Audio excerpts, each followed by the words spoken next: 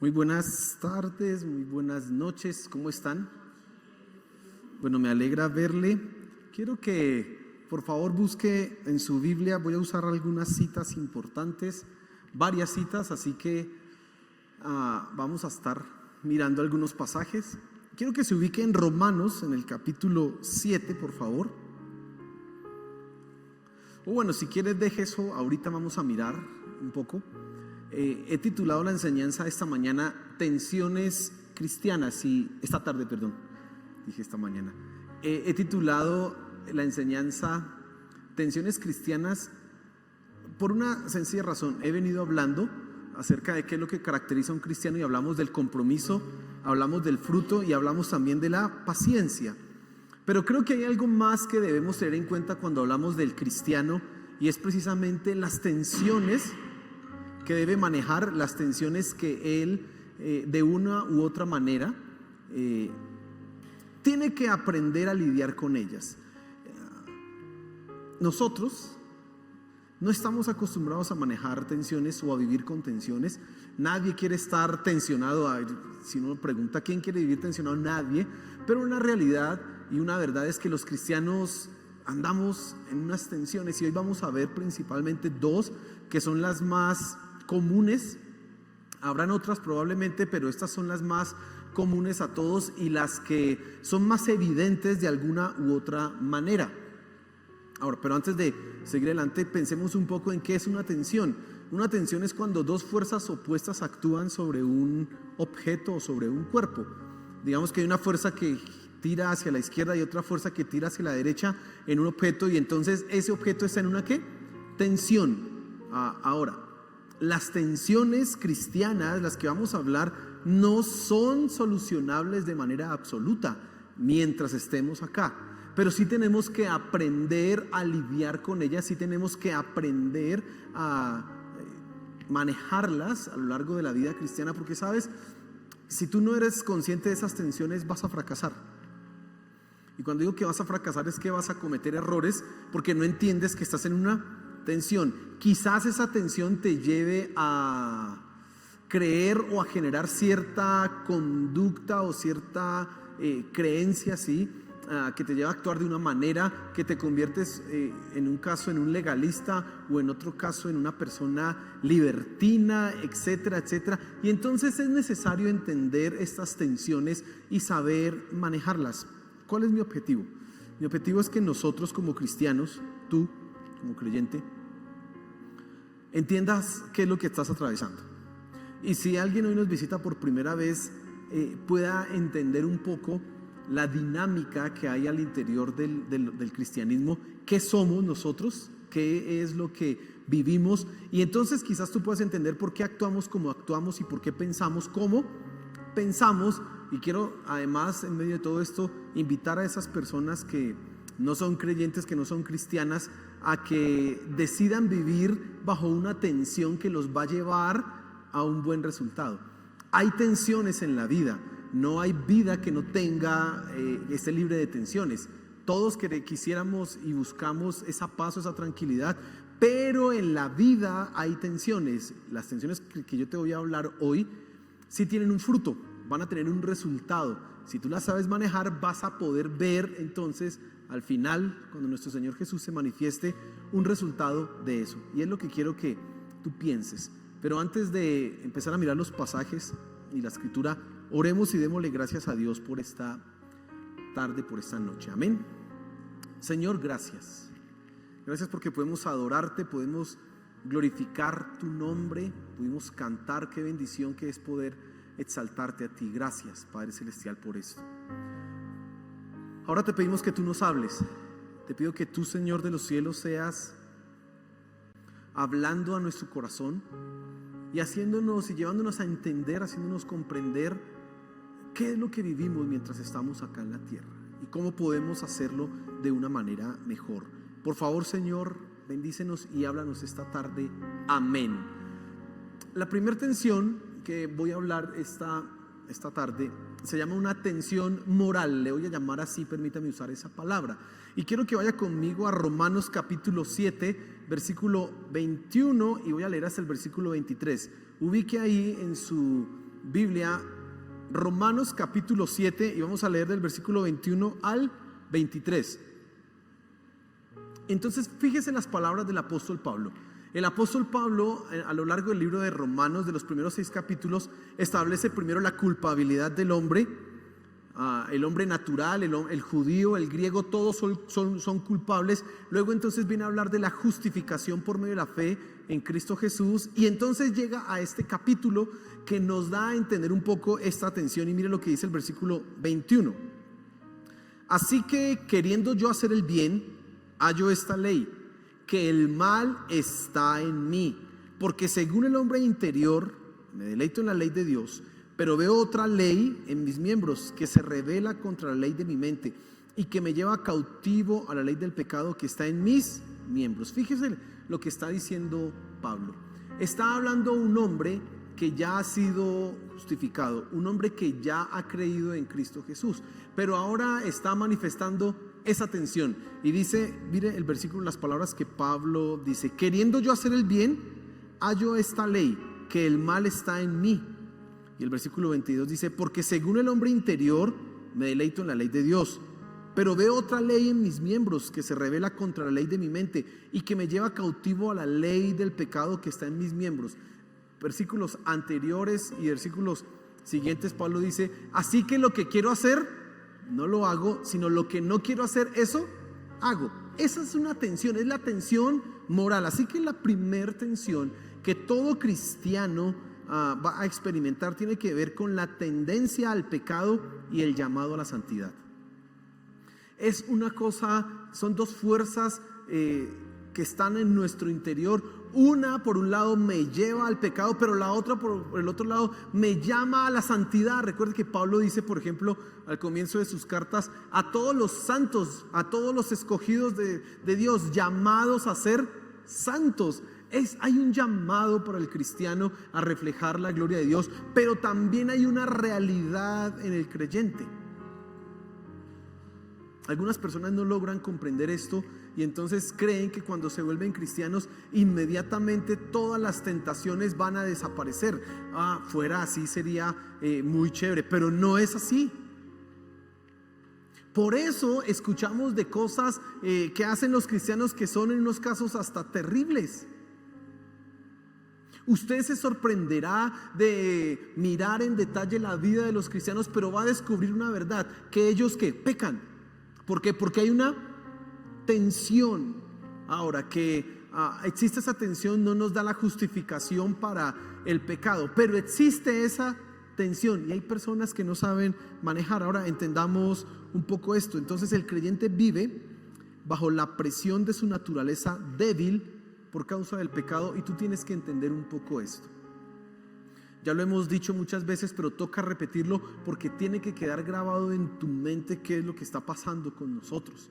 Aunque nuestra naturaleza ha sido cambiada, aunque nuestro hombre interior ha sido transformado, aún así quedan vestigios, manchas del pecado. Esa es una consecuencia de lo que sucedió con Adán, una consecuencia de nuestras decisiones y acciones que hoy nos manchan y nos atraen hacia el pecado. Esa tensión existe en nosotros. Quisiera uno en un momento en que se vuelve cristiano que todo eso desapareciera. No sé si usted ha tenido la experiencia en su devocional de gemir y clamar a Dios y decirle: por favor, quita esto de mí, no quiero más.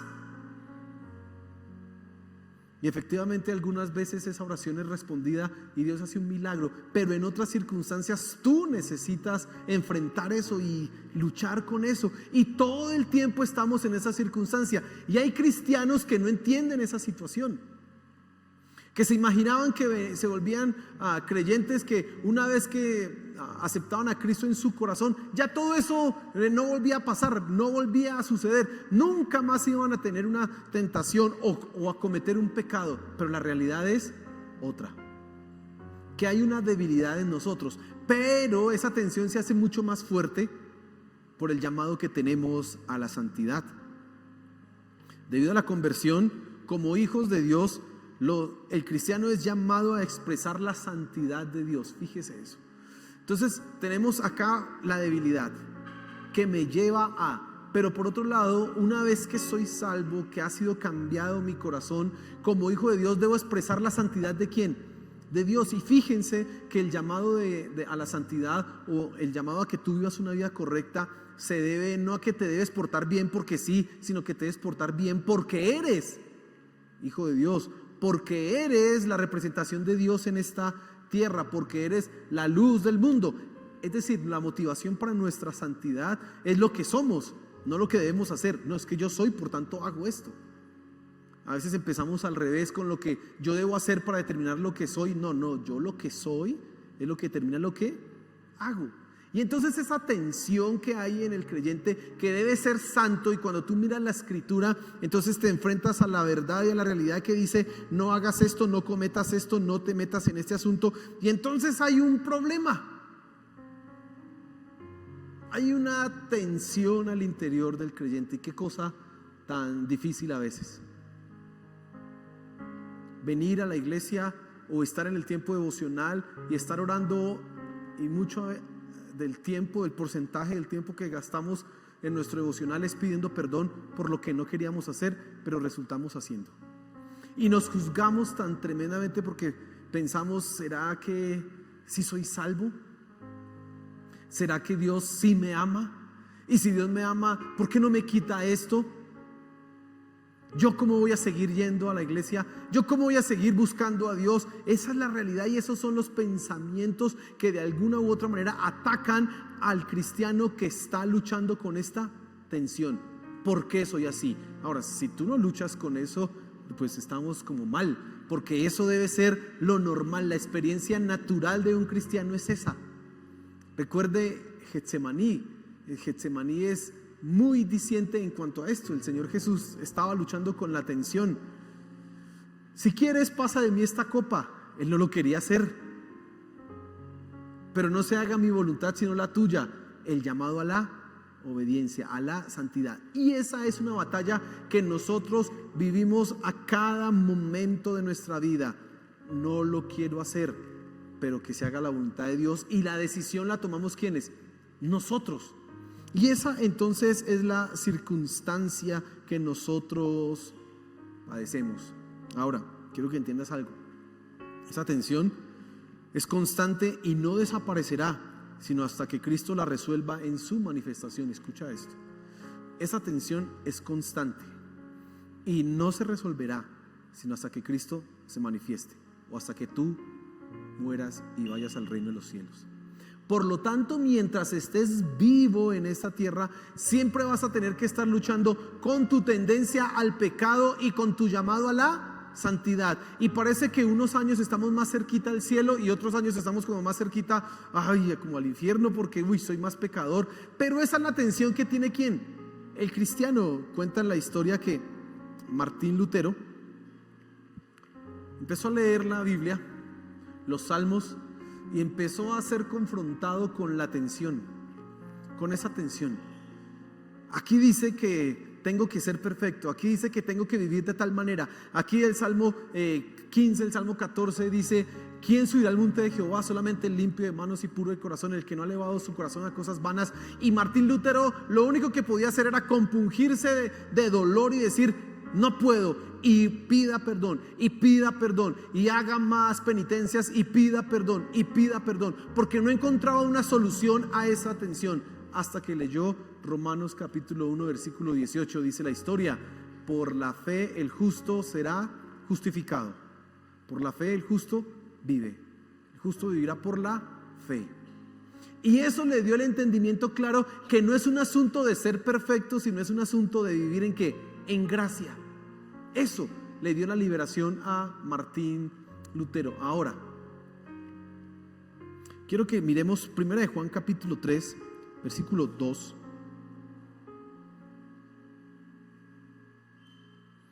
Y vamos a mirar un poco cómo manejar esa tensión, cómo tú debes vivir para manejar esa tensión. 1 de Juan capítulo 3, versículo 2 dice así: amados, ahora somos hijos de Dios, y aún no se ha manifestado lo que hemos de ser, pero sabemos que cuando Él se manifieste seremos semejantes a Él, porque le veremos tal como Él es. Y mira el versículo 3. Y todo aquel que tiene esta esperanza en Él se purifica a sí mismo, así como Él es puro. La tensión moral, esa tensión que nos atrae por un lado al pecado, pero por otro lado nos llama a la santidad, solo se resolverá cuando Jesucristo nuestro Señor se manifieste. Y miren las palabras de Juan. Dice, ahora somos hijos de Dios efectivamente. Dice, y aún no se ha manifestado lo que hemos de ser.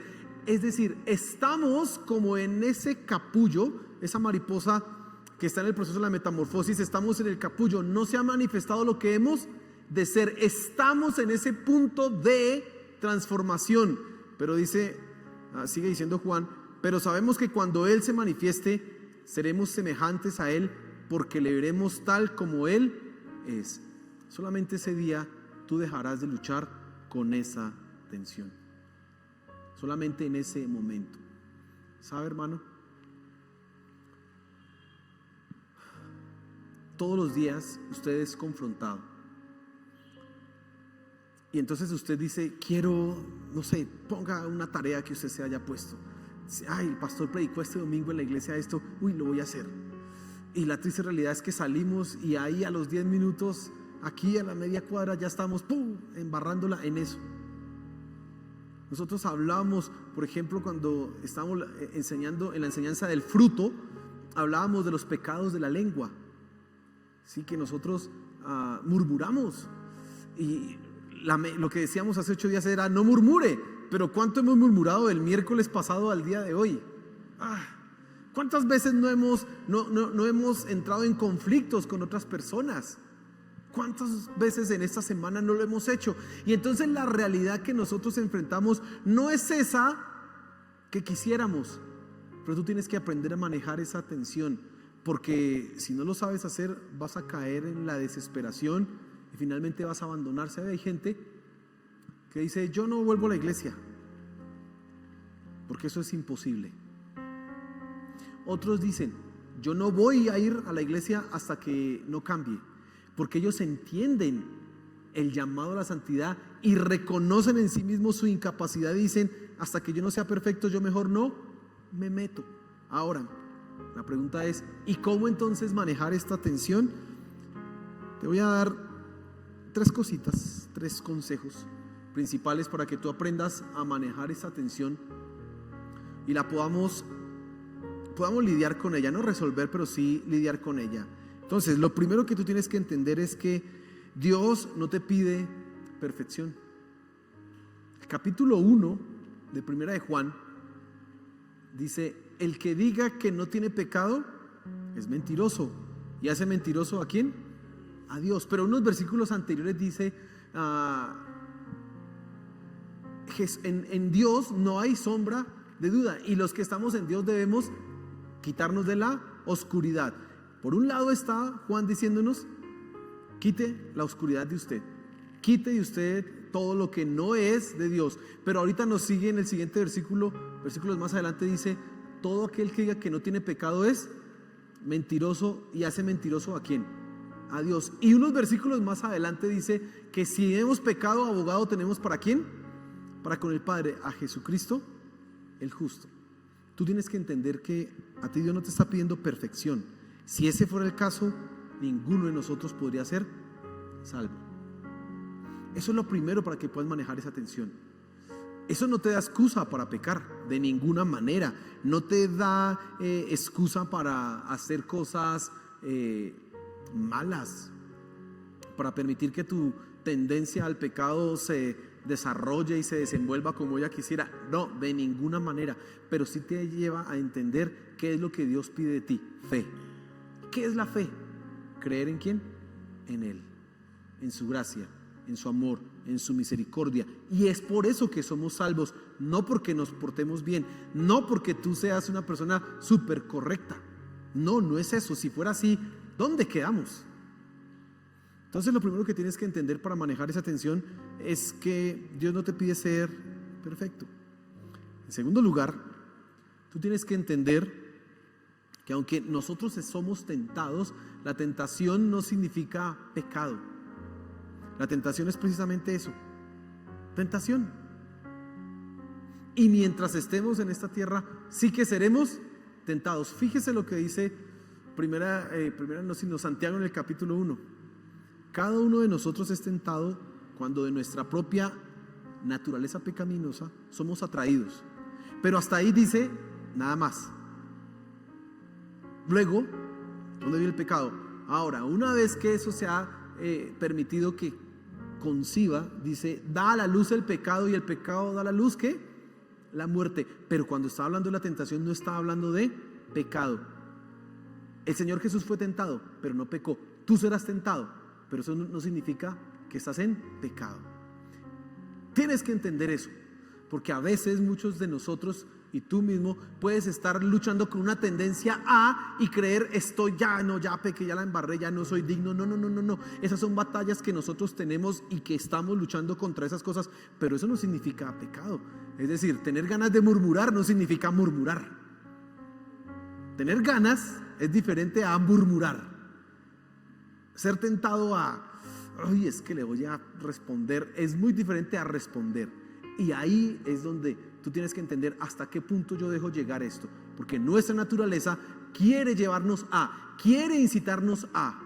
Tú tienes que entender eso. Entonces, la tentación es eso, tentación, pero no significa pecado. O sea, hay pecado cuando, o el pecado se hace realidad cuando nosotros cedemos a la tentación. Ahora escucha, en Cristo nosotros podemos decir no al pecado y ser libres de esa tendencia. Y este es el equilibrio del punto anterior. El punto anterior decía que Dios nos pide perfección de nosotros. Y entonces alguien puede decir fácilmente, entonces hagamos lo que nos venga, en lo que nos plazca, y ya eso porque somos salvos por gracia. No, de ninguna manera. El que es cristiano está en una lucha constante, y aunque tenga ciertos fracasos, se levanta, pero es victorioso. Y en Cristo nosotros paulatina y progresivamente estamos aprendiendo a decirle no a la tentación. Así que si yo llegara a mirar la vida de un cristiano, voy a ver a lo largo de los años que antes le decía sí a este pecado, pero a medida que va pasando el tiempo va diciéndole no a ese mismo pecado y se hace más fuerte. ¿Sabes que Hebreos en el capítulo 5 dice algo referente a esto? El autor de Hebreos está condenando y criticando a los hebreos, porque ellos dicen, ustedes debiendo ser ya maestros, todavía tienen necesidad de que se les hable, se les dé a comer leche y no alimento sólido. ¿Por qué? Porque se han hecho inexpertos. Él dice, pero el alimento sólido, y esto es lo que quiero que tú escuches, el alimento sólido es para los que han ejercitado los sentidos en el discernimiento del bien y del mal. Escucha eso. Nosotros, los cristianos, paulatinamente a lo largo de nuestra vida vamos entrenando nuestros sentidos para saber, si yo me meto acá voy a pecar, si yo hago esto voy a pecar, si yo me permito pensar esto voy a pecar. Así que lo que me tentaba hace 15 años hoy ya no me tienta, porque mis sentidos están entrenados en discernir el bien y el mal. Esa es la manera en que nosotros tenemos que luchar o lidiar más bien con esta tensión. ¿Y cómo tú entrenas los sentidos? Esa es la tercera cosa. Aprende a vivir en el Espíritu Santo. Tú necesitas aprender a vivir bajo la dirección del Espíritu Santo. El Espíritu Santo es nuestro santificador, por eso se le llama el Espíritu Santo, santificador. Él es quien nos santifica, Él es quien te da a ti el entendimiento, te constriñe, te lleva a comprender esto que estás haciendo está mal, no deberías meterte acá. Y cuando tú eres muy sensible a la voz de Dios, del Espíritu Santo, Él te dice, no te metas ahí porque puedes ser tentado. No, ni siquiera ya te dice vas a pecar, te dice vas a entrar en ¿qué? En tentación. Y mejor evítala. Cuando no vivimos bajo el Espíritu Santo andamos como ciegos, y entonces nos pasa lo que nos dice el proverbio. El entendido ve el mal y huye, pero el que no lo ve se mete de frente en eso. Así es el que no vive en el Espíritu. Y estoy hablando de esas circunstancias y de esas situaciones que la gente dice, aquí no pasa nada. No, ahí el Espíritu Santo te va a decir, no te metas en eso. Esto te va a llevar ten cuidado, porque si no haces las cosas como debe ser, vas a resultar en tentación y probablemente en pecado. Ahora, vivir en el Espíritu Santo entonces es hacer cada cosa, o más bien hacer en cada cosa la voluntad de Dios. Eso es vivir en el Espíritu Santo. Y tú tienes que entrenarte en eso. Tú ya tienes el Espíritu Santo.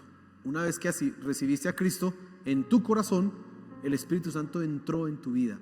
Ahora tú tienes que empezar a vivir en Él, empezar a andar en el Espíritu, pedir una manifestación más poderosa del Espíritu Santo, y entonces afinas tu oído para saber: aquí me meto, aquí no me meto, espere esto aquí. Ustedes cuando lleguen aquí al auditorio ven en el piso unas calcomanías amarillas que dicen inteligencia espiritual. Esa es otra manera de decir vivir en el Espíritu. Tenemos que aprender a tener inteligencia espiritual. Eso es. Entonces estaremos siempre bajo una tensión: el pecado y el llamado a la santidad. Pero tú tienes que aprender a manejar esa tensión, porque mientras estés vivo siempre vas a luchar con eso. No es que, no, ya llevo 20 años de cristiano, eso ya no me pasa nada. Ajá, y cuídese, hermano. Tenga cuidado de esas circunstancias. Siga en la pelea, porque esa tensión solo se resuelve cuando Cristo se manifieste. Antes, no. Y quiero preguntarte, a la luz de lo que hemos venido diciendo en este punto, hasta este punto, es ¿cómo estás manejando esa tensión? Hay algunos que viven acusados de la culpa, porque se saben débiles, se saben pecadores, y sencillamente no hallan un descanso y un consuelo para su alma, porque creen que Dios les está pidiendo: nunca falles. Y no es así. Pero hay otros que están manejando esa tensión simplemente dando rienda suelta a sus deseos, a su pecado. Ni siquiera intentan luchar, la tensión les ganó y se fueron para ese lado. No, nosotros estamos en la mitad, ¿sí? Y tenemos que hacer la fuerza para ir hacia la santidad, aunque lo de atrás nos jale, aunque nos quiera someter al pecado. No, tú debes dirigirte hacia adelante. Y entonces quita la culpabilidad de tu mente, pero también quita la relajación, porque si tú no luchas, tampoco es así. Tú tienes el poder para vencer. Si tú no luchas, no estás manejando esa tensión. Y si tú vives acusado, tampoco estás manejando la tensión. Aprende a vivir en el Espíritu Santo. Entonces, en segundo lugar, nosotros tenemos otra tensión, y yo le llamé aquí la tensión de pertenencia. Y quiero que vaya conmigo a Juan 17, por favor, y vamos a leer el versículo 14, 15 y 16. Vamos a pensar un poco en las palabras del Señor Jesús y a entender esta tensión que, como le dije, la llamé la tensión de pertenencia. Entonces dice así la escritura en Juan 17, versículo 14: yo les he dado tu palabra, y el mundo los aborreció, porque no son del mundo, como tampoco yo soy del mundo. No ruego que los quites del mundo, sino que los guardes del mal. No son del mundo, como tampoco yo soy del mundo. Juan 17 es la oración que hace nuestro Señor Jesús por los discípulos, y Él está intercediendo por los 12, pero también por nosotros. Además también lo hace por nosotros, y Él dice estas palabras: no son del mundo, como yo tampoco soy del mundo. No ruego que los quites del mundo, sino que los guardes del mal. No son del mundo, como tampoco yo soy del mundo. Y entonces en esas palabras nosotros encontramos la segunda tensión. Alguien podría pensar que es parecida a la tensión moral, pero no, hay ciertas características que la hacen diferente. Y entonces la segunda tensión tiene que ver con el lugar del que somos. El creyente, escucha esto, es una persona que es sacada del mundo, pero está en el mundo y no es del mundo. Qué cosa tan rara, pero así es. Nosotros somos sacados del mundo. ¿Cuándo se hizo eso? Cuando Cristo nos restauró, cuando nos entregamos nuestro corazón a Él, cuando nacimos de nuevo. Pero seguimos en el mundo y no somos del mundo. Esa es la tensión que tú y yo tenemos que aprender a manejar. Sí, ahora, para entender un poco esa tensión, tenemos que entender algunos términos y sobre todo la palabra mundo. ¿A qué se refiere Juan cuando está hablando de mundo? ¿Qué es lo que Juan quiere decir? ¿Está hablando del mundo físico? ¿Está hablando de las personas? ¿De qué está hablando? Bueno, Juan en su evangelio, evidentemente, y por el uso que hace de esa palabra, está hablando de una realidad espiritual que tiene implicaciones en el mundo físico. Escucha lo que estoy diciendo. El mundo en el evangelio de Juan es esa realidad espiritual que tiene implicaciones en la realidad física. No es solamente la realidad física, no es solamente la tierra, el globo terráqueo a lo que Juan se está refiriendo, no, de ninguna manera. Pero ese mundo espiritual tiene implicaciones en el mundo físico, en el globo terráqueo. Y entonces cuando el Señor Jesús está orando, no ruego que los quites del mundo, sino que los guardes del mal, nos permite entender un poco esto. El mundo es una realidad espiritual maligna que tiene implicaciones en el mundo físico. Entonces, para que tú lo entiendas, te voy a dar un ejemplo. El materialismo. Usted sabe qué es el materialismo, ¿no? Estas personas o esa idea que le da como significado último la realidad, la materia, y no considera de ninguna forma el mundo espiritual o supranatural. Bajo ninguna circunstancia ve esto. El materialismo es eso, filosóficamente es eso. Pero en la vida de las personas el materialismo se ve cuando no le dan importancia de ninguna forma, por ejemplo, a las cosas espirituales, sino al trabajo, al dinero. Cuando no dedican tiempo a pasar tiempo con sus hijos porque simplemente están pensando el tiempo es dinero, yo lo que necesito es hacer plata. El cariño que se los dé la mamá o que se los dé a otra persona, yo necesito es hacer ¿qué? Plata. Puede que alguien no lo diga de esa manera, pero cómo actúa manifiesta qué tan materialista es.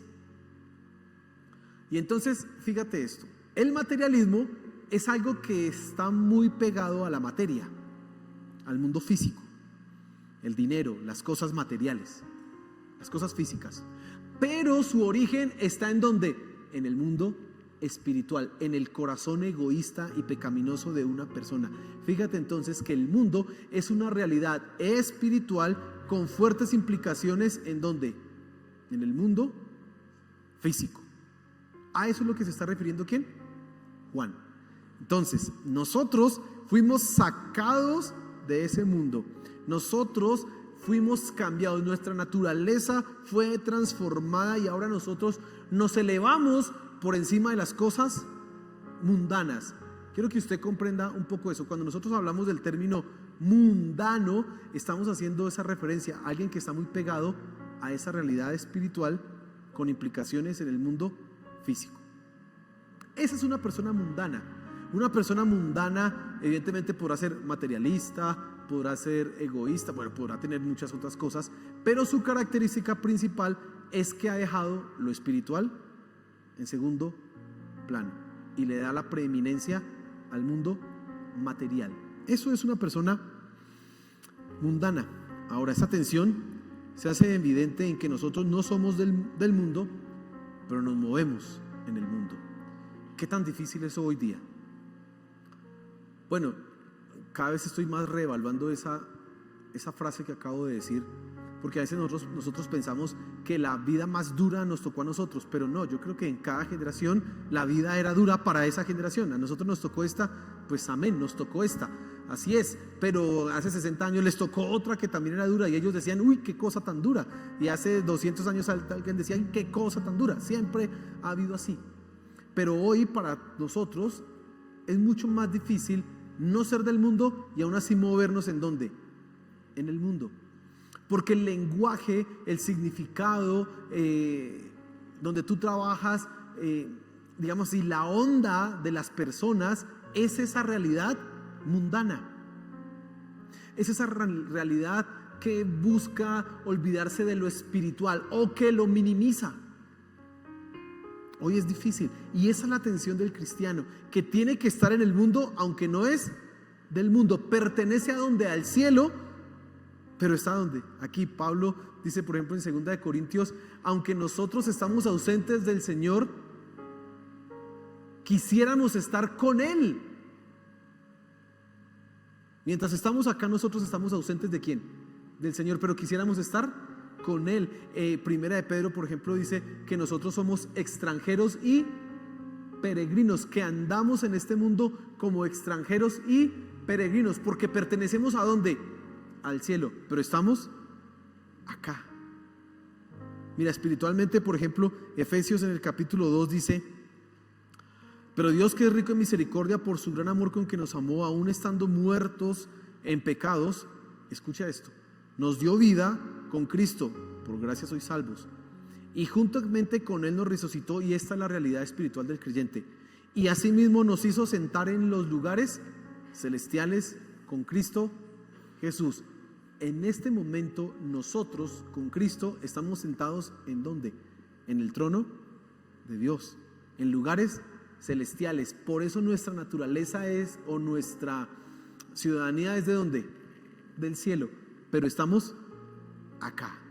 Esa es la tensión que nosotros vivimos, esa es la circunstancia que muchos de los creyentes atraviesan, igual que la anterior. Esa tensión solo se resuelve cuando nuestro Señor Jesús venga. Y quiero leer con ustedes Colosenses capítulo 3, versículo 1 hasta el versículo 4, para que miremos cómo se resuelve esa tensión y cómo podemos manejarla. Y dice así Colosenses: si pues habéis resucitado con Cristo, buscad las cosas de arriba, donde está Cristo sentado a la diestra de Dios. Poned la mira en las cosas de arriba, no en las de la tierra, porque habéis muerto y vuestra vida está escondida con Cristo en Dios. Aquí nos dice cómo manejarlo, pero mira lo que dice el versículo 4: cuando Cristo, vuestra vida, se manifieste, entonces vosotros también seréis manifestados con Él en gloria. En ese momento ya estaremos con Él, ahí sí, absolutamente fuera de este mundo, totalmente apartados para siempre con Él en gloria. Pero mientras estemos acá, tenemos que aprender a manejar esa tensión. Uno, algunas cosas para que aprendas a manejarla. Tú necesitas reconocer que el mundo es atrayente y amargo al mismo tiempo. Escucha lo que te estoy diciendo. Tú tienes que reconocer que el mundo es atrayente, con toda su parafernalia, con toda su estrategia. El mundo se hace seductor. Como hablábamos hace un momento, nosotros tenemos una tendencia pecaminosa, y el mundo lo que hace es mover esa tendencia pecaminosa para decir: ven, aquí está, aquí es donde puedes disfrutar, aquí es donde se vive la vida. Así que el mundo es muy atrayente, el mundo quiere que tú estés ahí metido, pero es amargo al mismo tiempo. Amargo, ¿por qué? Porque si tú cedes al pecado, solo obtienes la muerte. Si tú cedes al mundo, solo obtienes la muerte. ¿Sabes qué dice Santiago? El que se hace amigo del mundo se constituye enemigo. Bueno, no hay más que hablar ahí con ese versículo, eso no hay que explicarlo mucho. El que se hace amigo del mundo se constituye enemigo ¿de quién? Eso es amargo. El mundo puede ser muy atrayente, pero es que amargo. Y hay otra cosa que hace amargo el mundo, porque el mundo además aborrece a los cristianos. En Juan 17 dice exactamente eso. No son del mundo y el mundo los aborreció a los discípulos. Así que el mundo siempre va a estar persiguiendo, maltratando, vilipendiando, burlándose de los cristianos. Así que aunque el mundo es atrayente, el mundo también es muy amargo. Muy amargo. Puede que al paladar parezca muy dulce, pero apenas va bajando, se vuelve amargo, amargo, y cada vez va cayendo peor. Ese es el mundo y tienes que reconocer eso. En segundo lugar, tú tienes que reconocer que Dios nos guarda del mundo. Y lo leíamos ahorita en Juan 17. No ruego que los quites del mundo, sino que los guardes del mal. Dios está cuidando tu vida. En medio de este mundo, tú tienes un protector. Tú tienes, ahí sí, como dice la escritura, un ángel que está cuidando de ti. ¿Se ha escuchado eso del ángel de la guarda, no? Bueno, nosotros tenemos ángeles a nuestro alrededor que nos cuidan. Dios ha enviado ángeles para cuidarte a ti. Y no solamente en el sentido físico. O sea, si usted se va a meter por allá a una calle bien peligrosa, ay, ángeles, protéjame. Bueno, quizás se lleva un buen susto. pero espiritualmente Dios sí te está cuidando. Y quizás también Dios tenga misericordia y te haga invisible en medio de esa circunstancia, pero tú estás siendo protegido ¿por quién? Por Dios. Eso es algo que tú tienes que tener presente. Y tercero, tú tienes que poner la mirada en las cosas de arriba y buscar las cosas de arriba. Eso es lo que dice ahí Colosenses en el versículo 1. Dice, versículo 2, perdón, poned la mira en las cosas de arriba, no en las de la tierra. Buscad las cosas de arriba. Y entonces, las cosas de arriba son todos esos asuntos espirituales que nos acercan ¿a quién? A Dios. Y tú debes llenar tu mente, tu corazón, tus labios, tus pensamientos, todo de las cosas de arriba. ¿Cómo? Vea la palabra de Dios. Estúdiala, léela, aprovecha el tiempo, escucha predicaciones, escucha enseñanzas. No desaproveches el tiempo que tienes por ahí libre escuchando un poco de música, aunque pueda ser muy bonita, no te está enfocando en las cosas que de arriba. Y tu mente necesita buscar las cosas de arriba, ponerse y enfocarse en las cosas de arriba. Eso es lo que dice el Salmo 1. Bienaventurado el varón que no estuvo en camino de pecadores, ni anduvo en camino de pecadores, ni en silla de escarnecedores se ha sentado, sino que en la ley de Jehová está su delicia, y en su ley medita de día y de noche. ¿Dónde tiene él sus ojos? En las cosas celestiales. ¿Dónde él tiene su ambición? En las cosas de arriba. Y eso, enfocarse en las cosas de arriba, tiene implicaciones en este mundo. Dice, será como árbol plantado junto a corrientes de agua, que da su fruto a su tiempo y su hoja no cae, y todo lo que hace prosperará. Fíjese, ¿quiere usted ser exitoso en la vida? Mire arriba, no mire acá. Enfóquese en las cosas espirituales y va a tener resultados acá. No sé, hablando de esa tensión, si quizás lo que hay en tu mente son conceptos filosóficos, ideologías, ideas que te han metido, cosas, tradiciones que dice tu familia y no la palabra de Dios. A veces nosotros, y hay muchos cristianos que viven su vida cristiana no por lo que dice la palabra de Dios, sino por la tradición que han recibido. En mi familia hacíamos, otros se inventan, no, a mí me parece que es mejor así, pero nunca van a la escritura a pensar cómo se debe hacer esto, qué dice Dios que debo hacer al respecto. Tú necesitas mirar las cosas de arriba. Entonces, hay una tensión de pertenencia. ¿A dónde perteneces tú? Nosotros pertenecemos ¿a dónde? Al cielo, aunque estamos en el mundo. Y mientras estemos en el mundo necesitamos mirar las cosas de arriba. Así tú serás sostenido, así tú serás guardado a Él, para que tú dependas de Él. Y en eso es una bendición vivir bajo estas tensiones. ¿Qué quiero decir con esto? Que si tú reconoces que eres débil y además no deseas pecar, lo que harás es acudir a Dios para que te ayude. Lo que harás es rendirte ante Él para que te sustente y no caigas en pecado. Si tú reconoces esa tensión, vas de rodillas ante Dios y le dices, como dice el Padre nuestro, y no nos metas en tentación y líbrame del mal. Lo buscas, te acercas a Él. Si tú además reconoces que no eres de este mundo y no deseas ser seducido por el mundo de ninguna manera, ¿qué haces? Buscarás más a Dios, te aprenderás la palabra de memoria, harás estudios bíblicos, irás a orar más, te involucrarás en estos ayunos y dirás, tengo que buscar más a Dios porque no quiero ser de este mundo, y estás conociéndolo más a Él. Así que esas tensiones, si las sabes manejar, se convierten en un beneficio para tu vida. ¿Cómo estás respondiendo tú a las tensiones? ¿Qué estás haciendo tú en esas circunstancias? Solo tú sabes la respuesta, pero si no lo manejas bien, vas a tener conflictos. Quiero que se ponga en pie, por favor.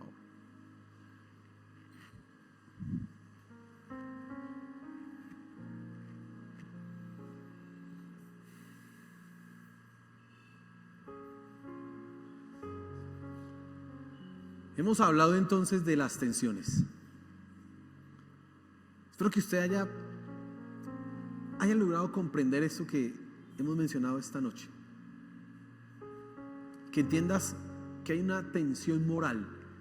Una te lleva al pecado, pero tienes un llamado a la santidad. y debes mirar la santidad.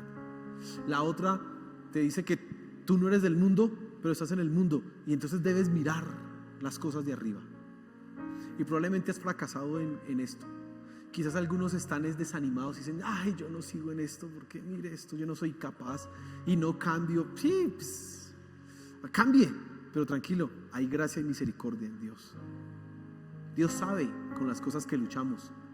Dios sabe las circunstancias que tú atraviesas y dice: vamos adelante, sigue, yo estoy contigo. Recuerda, tú eres salvo por gracia, no por ser perfecto. Eso es algo que Dios te repite en este momento. Pero también te dice: esfuérzate, lucha. A veces nosotros tenemos nuestra mente más llena de las cosas del mundo, de las ideas del mundo, de las formas y las maneras del mundo. Pero un cristiano entiende esa circunstancia y al contrario se enfoca en las cosas de Dios y hace que sus palabras, que sus pensamientos, que todo lo que él hace, sus acciones, sean la voluntad de Dios. Se enfoca en eso porque dice: yo no soy de este mundo, yo no pertenezco a este mundo, estoy acá pero no soy de acá y no me voy a dejar seducir. No sé cuál será tu circunstancia, si hay desánimo, si hay demasiada mundanalidad, si estás muy metido en esas cosas del mundo, no sé, pero sea lo que sea, hay esperanza. Y ese es un buen momento para que tú rindas tu corazón una vez más. Y si tú no eres cristiano, qué bueno que hoy tomaras la decisión de hacerlo. Y es muy sencillo. Con lo que hemos hablado es decir: Señor, yo no quiero ser esclavo del pecado, yo quiero vivir para ti. Señor, yo no quiero ser de este mundo, yo quiero ser del cielo. Ayúdame, perdóname. Y ten la seguridad que Cristo, nuestro Señor, entrará a tu corazón, lo transformará y serás diferente. Oremos. Señor Jesús, gracias por tu palabra. Gracias porque podemos entender la realidad en que nosotros nos movemos, cómo vivimos, Padre Celestial. Gracias porque comprendemos estas situaciones. Nos haces entender, nos das luz, que estamos en una tensión, pero en ninguna manera podemos ceder a la culpabilidad o a la liberalidad, a ser libertinos. No, es tu gracia la que nos sostiene y es tu gracia la que nos da la fuerza para seguir adelante. Gracias, Señor. Pero también gracias porque entendemos que no somos de este mundo. Aunque estamos en el mundo, no somos de este mundo. Y ayúdanos a buscarte a ti, a enfocarnos en ti. Por favor, Señor, te lo suplico, ayúdanos. Gracias por tu palabra. Mira los corazones que han estado desanimados, que luchan con esas tensiones y que no han podido entregar eso en ti. Te pido que tú les des consuelo, que tú les des fortaleza y los dirijas, los guíes y los lleves adelante. Gracias, Señor de los cielos. Gracias, solo queremos agradarte a ti, Señor. Solo queremos vivir para ti, Padre Celestial.